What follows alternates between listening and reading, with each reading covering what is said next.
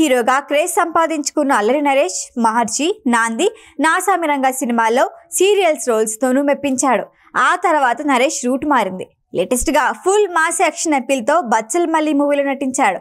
ఆ సినిమా నరేష్ కి ఎలాంటి రిజల్ట్ ఇచ్చిందో చూద్దాం.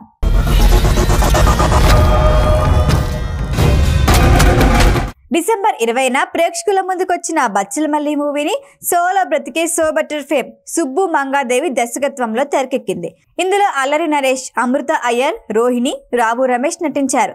2 సమయాల్లో జరిగే కథ ఇది. ఒకటి బచ్చల మల్లిని 2005లో చూపిస్తే, ఇంకొకటి తన గతం 1990లో చెప్పే కథ. బచ్చల మల్లి తెలివైన స్టూడెంట్. 10th క్లాస్ జిల్లాకి ఫస్ట్ ర్యాంక్ తెచ్చుకుంటాడు.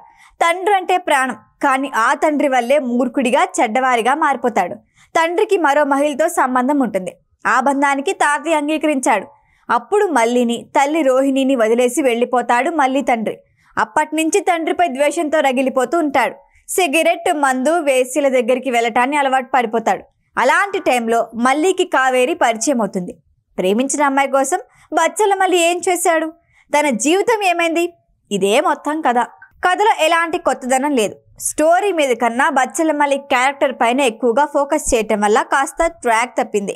ఈ సినిమాలో హీరోకి ఎందుకు కోపం వస్తుందో, ఎందుకు ప్రేమ పుట్టిందో, ఆమె కోసం ఏ కారణం లేకుండా ఎందుకు మారిపోవాలి అనుకుంటాడో అర్థం కాదు. ప్రేమ, మంచితనం, ద్వేషం, మూర్ఖత్వం ఇవన్నీ కలగలిపిన ఈ మూవీలో దేనికి ఎన్ని మార్కులో చెప్పటం కష్టం. ఎందుకంటే తండ్రి మీద కోపంతో తనకు నచ్చినట్లు బతుకుతాను అనే భ్రమలో ఉండే మల్లి తల్లి గురించి ఎందుకు పట్టించుకోవడో అర్థం కాదు. మరి అమ్మాయి రాగానే ఎందుకు మారిపోతాడో అర్థం కాదు. మళ్ళీ జీవితంలో ప్రేక్షకుడు కనెక్ట్ కావటం కష్టం. బచ్చల మల్లి సినిమాలో ఫస్ట్ ప్లస్ పాయింట్ అంటే నరేష్ అనే చెప్పుకోవాలి. పూర్తి వేరియేషన్ ఉన్న క్యారెక్టర్లో నరేష్కి ఫుల్ మార్కులు. లుక్, యాక్షన్ పరంగా అద్భుతంగా నటించినా సినిమా కలిసి రాకపోవడంతో తన కష్టానికి తగిన ఫలితం లేకపోయిందనే చెప్పాలి. సినిమాకి పెద్ద మైనస్ అంటే లవ్ ట్రాక్. రావు రమేష్, రోహిణి లాంటి వారిని సరిగ్గా వాడుకోలేకపోయారు. కామెడీ కొంతవరకు పర్వాలేదు.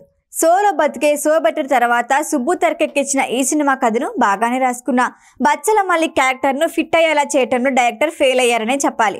ఓవరాల్గా ఎమోషనల్ ఎలిమెంట్స్ని స్క్రీన్ పై సరిగ్గా ప్రెజెంట్ చేయటంలో మాత్రం దర్శకత్వ వైఫల్యం కనిపిస్తుంది. వెనక ముందు ఆలోచించుకున్న నిర్ణయాలు తీసుకునే ఓ మూర్ఖుడి కథ బచ్చల మల్లి.